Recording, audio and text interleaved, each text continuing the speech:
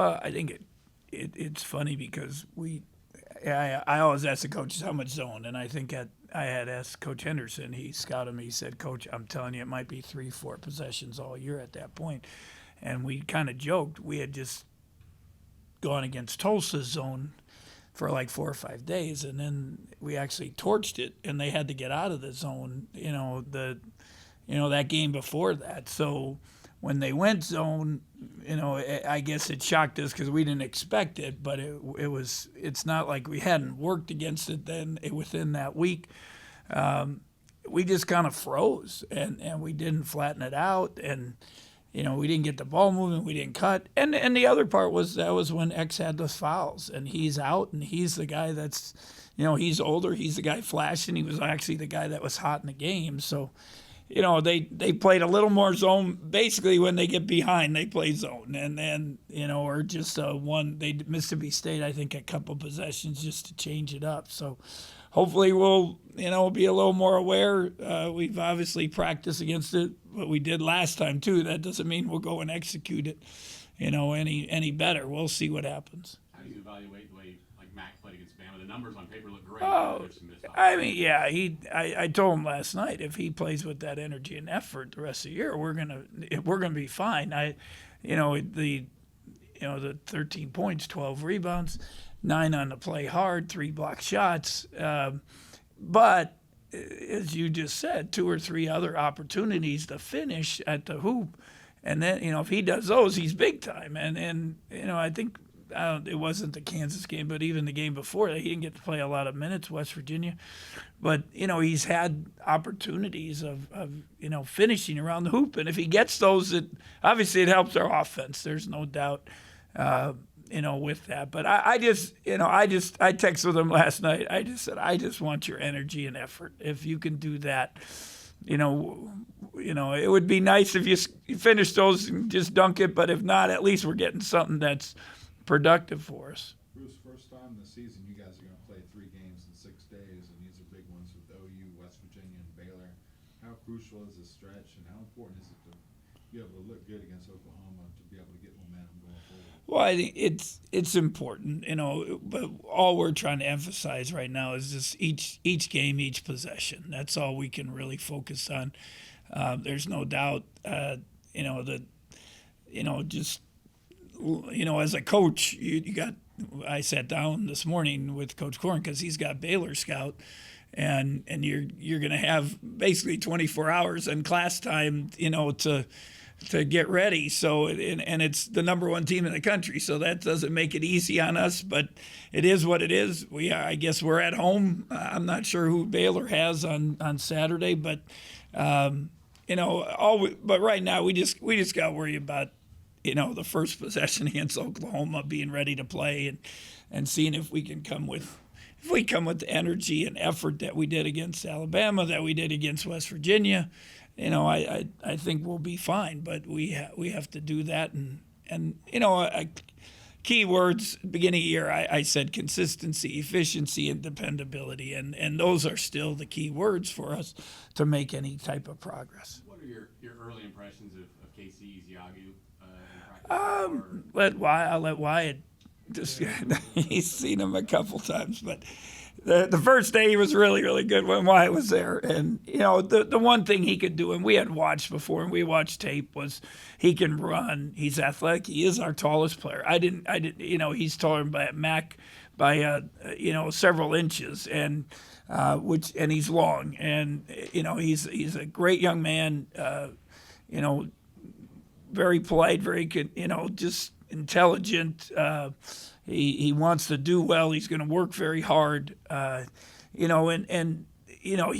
will run the ball screen. He will run to the hoop. He will play his butt off. He's very, very physical.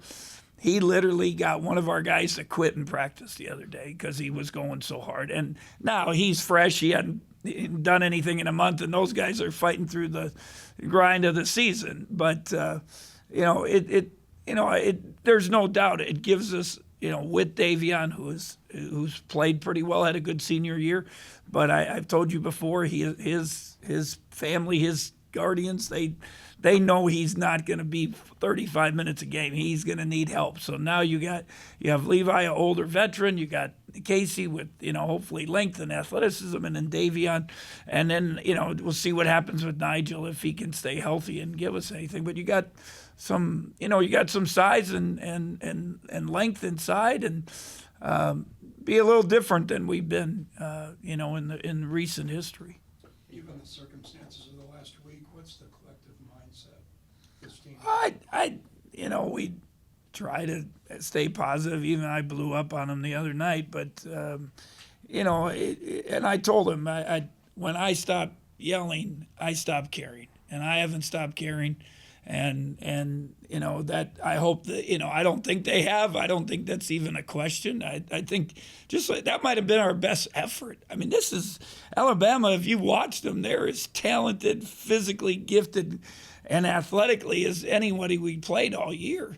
And, we out-rebounded them. We played harder than them. We just didn't play very smart. So I think the effort's still there, the mindset.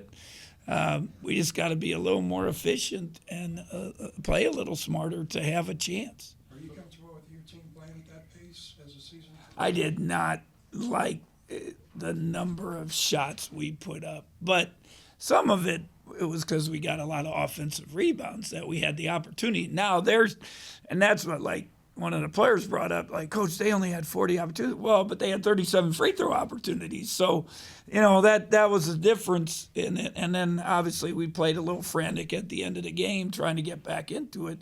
So we had more possessions. But, the whole thing there was control the pace at the tempo of the game. And I thought we did a pretty good job first half, even with foul trouble. Second half, we got behind, had to play a little frantic, get back into it. We got back into it. But that we should have had a better pace and a better poise down the stretch of the game. Bruce, more than anything else with the start of Dejuan, were you hoping that that's what you would get? I thought he did great. It just, great energy, tip-ins. It just, he plays so hard. He wants to do well. He was in the gym this morning between class shooting, and, that it just shows how much he cares, and he wants to do well. Again, foul trouble hurt him in the second half. Coach, I didn't do anything second half. So he didn't get to play, and so it's, and I've said before, and he knows it. He's got to get stronger, and that, we can't do much about it now, but we got to keep his confidence. We got to keep his energy, and he's got to keep playing hard like that. After watching the tape, how well did you think Montavious played? Oh, I thought it might have been his best game of his career here at K-State. I mean, 8 points, 8 rebounds. That dude he went against, Jones is on the draft list. And who was the factor in the game? Montavious was. So in this particular game, now that guy's a really good player. We did a good job on their other kid, the shooter. Obviously Kyra we did not do as good a job, and he kind of took it to us. But their balance and efficiency ended up winning the game. So, but I was really happy with Montavious, and he had been pretty good against West Virginia. He apologized for Kansas. He said, Coach, I'm not sure what happened, but he did come back and played with really good energy and did a lot of good things. I love that he finished around the hoop because he hasn't always done that. With Matt, it seems like his finishing ability is much higher when he catches the ball when he's stationary opposed to when he's on the move. Yeah. Is that something you talk about with David and the other guards? Well, and get it to him high. When they get it to him on the move and low, it has not been a good combination. And but sometimes that's the pass that's open. You're coming off a ball screen, you got that quick bounce pass that's there.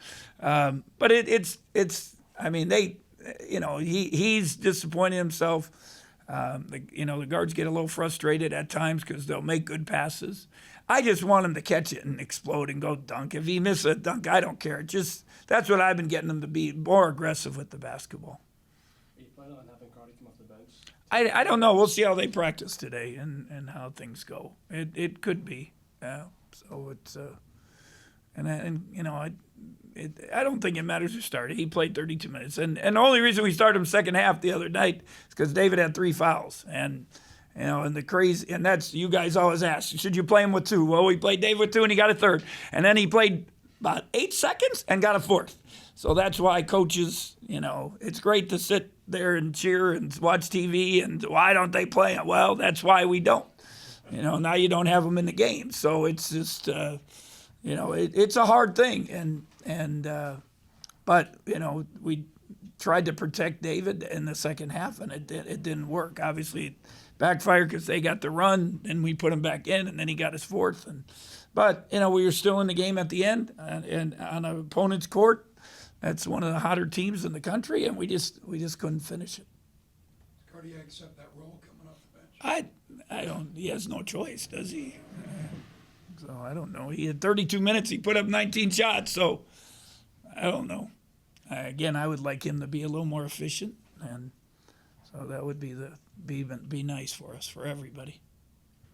Sure, you're aware of this, but obviously Selton got a big win last night. Yeah. What does that do for this program and the excitement? It's great. I mean, Davion had a huge weekend. They played in that Quincy shootout in Quincy, Illinois. They had a lot of the top teams around the country, and Davion had, at least I didn't get to go. Obviously, we were in Alabama, but great write-ups. And then for Selton to come back to they had that road trip. They were in the Carolinas and then Virginia, and he played both big wins for them. Obviously, to win at Oak Hill. That's got some national attention, and he did that with 2 fouls right away. We talked to his coach last night and to Selton, but it's great. It's good, great for our future. Obviously, we felt very good about Selton when we recruited him. He's even gotten better than I ever thought he was. I loved his tenacity, how hard he plays.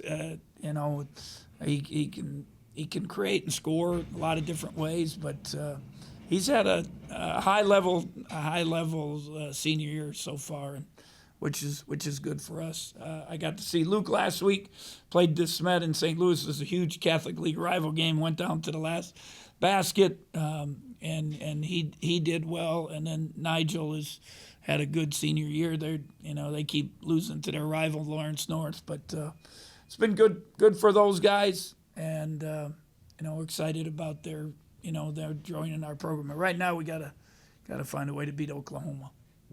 Looking ahead one game to West Virginia, when you look at what they've done against everybody but you guys, does that just kind of tell you what you're capable of? I mean, that's what we told even Alabama, because you watch them and you were it was like, man, can we deal with them? But and I told the players, I said, we just beat number 12 in the country that has killed people, and not only beat them, but we had a day. Everyone has a day, when you're hitting every shot and everything bounces your way. But we have to come, obviously, come with that same mindset and compete and play our butts off and give ourselves a chance. You talk about energy a lot. Is that kind of maybe? I thought that some of those early games we probably didn't have it. TCU, couple of those games we just didn't. I thought Oklahoma first time, for 36, 37 minutes we were really, really good, but for 3 minutes we weren't, and that was the difference in the game. At Texas Tech, they played really well, and I'm not sure we had quite the energy I would have liked against them, but they're good and they're athletic and they do different things. So I would say it hasn't, I think we've made some progress, but, we got, again, consistency. How do you create those late game situations in practice to be able to get better positions? Yeah, it's just the little things. It's the execution. It's a couple of those plays we ran at the end of the game. We had practiced that morning. And then, somebody goes too early. Somebody doesn't get the ball in the right spot. And, we don't make the right read. And then some of it's defense, too. That's the other thing. People, it's, you can run good offense, but they guard the heck out of you. And, that doesn't always, you can't always control that. So, It's the last thing on our practice thing today. We'll go through some situations and try to simulate it. Some of it is experience, and it goes back. I talked about Dean and those guys. I looked it up. I think we were 2-9 when they were freshmen. Dean made the one shot, and we won on one other close game under 5. And then it was about even, and then it was 8-4, and then it was whatever 12-1 in our favor in close games. So, some of it you need experience and being in those situations. Get stops too. That's the other thing. Everyone knows worried about offense. Down the stretch, it's a 1-point game, and we don't have our matchups. We foul. It's those things don't help also. So West Virginia, when they cut it to 6, we got, I think, 4 straight stops. And then we did execute on the other end, but that makes a big difference.